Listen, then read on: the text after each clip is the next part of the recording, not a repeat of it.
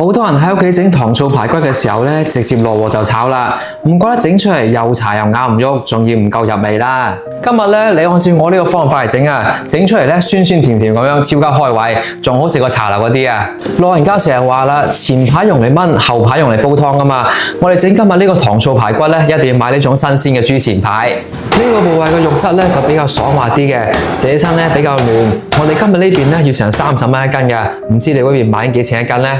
第一步咧就係重點啦，新鮮買翻嚟排骨咧係唔使出水嘅，一出水咧啲鮮味同埋香味咧就冇晒噶啦。我哋加翻少少鹽，一羹麵粉，用手揸兩揸之後咧，加翻啲清水入去，浸翻佢10分鐘左右。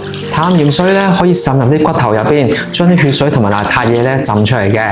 咁樣煮出嚟嘅排骨咧，先至唔會有怪味。浸好之後咧，用清水沖翻乾淨，再擎乾水分。睇到呢度啦，不如點個小紅心關注支持一下咧，小樣祝大家咧身體健康，揾多啲錢。跟住我哋燒熱啲油，油熱之後咧放啲排骨入去，開大火炒佢3分鐘，將排骨嘅表面啊炒到佢金金黃黃有陣焦香味嘅時候咧，咁樣煮嘅時候啊，唔單止更加之入味啦，而且咧可以鎖住啲水分。排骨炒好之後，加翻啲蔥啊薑入去，撇啲腥味，再加翻一紮仔冰糖，繼續將佢炒勻。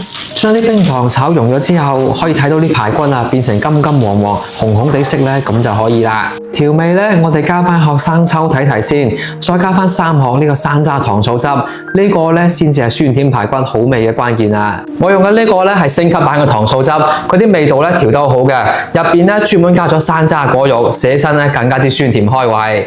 寫身咧仲有好香嘅果香味，最緊要係配料表咧好乾淨嘅，寫身咧放心好多。平時咧用佢嚟整糖醋排骨啊、糖醋雞翼、糖醋魚咧都係好正噶。我將佢放喺視頻嘅左下角啦。中意煮下飯仔嘅一定要拍一單翻去試一試。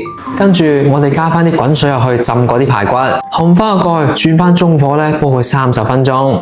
呢度我哋記得啦，千祈唔好加凍水啊！如果唔係啲排骨一收縮咧，點煮都唔腍嘅。時間到啦，我哋打開佢睇睇，哇！嗰啲酸甜味咧，聞到都流晒口水啊！我哋開大少少火，收結啲湯汁，等每一嚿排骨咧都可以裹到啲醬汁。出鑊之前再揼翻一紮仔白芝麻，增加啲香味，一道好睇又好食嘅家庭版糖醋排骨咧，咁就搞掂啦！嗱，我幫你哋試下味道先啦。哇，嗰啲排骨咧真係又腍又入味啊，酸酸甜甜咁樣，好開胃。寫身咧仲有少少山楂嗰啲果香味啊，一啲都唔滯。以後咧你一定要按照我呢個方法嚟整。學識咗咧，保證個個都讚你係大廚啊！最後咧，唔好唔記得幫小樣點翻個讚，加翻個關注啊！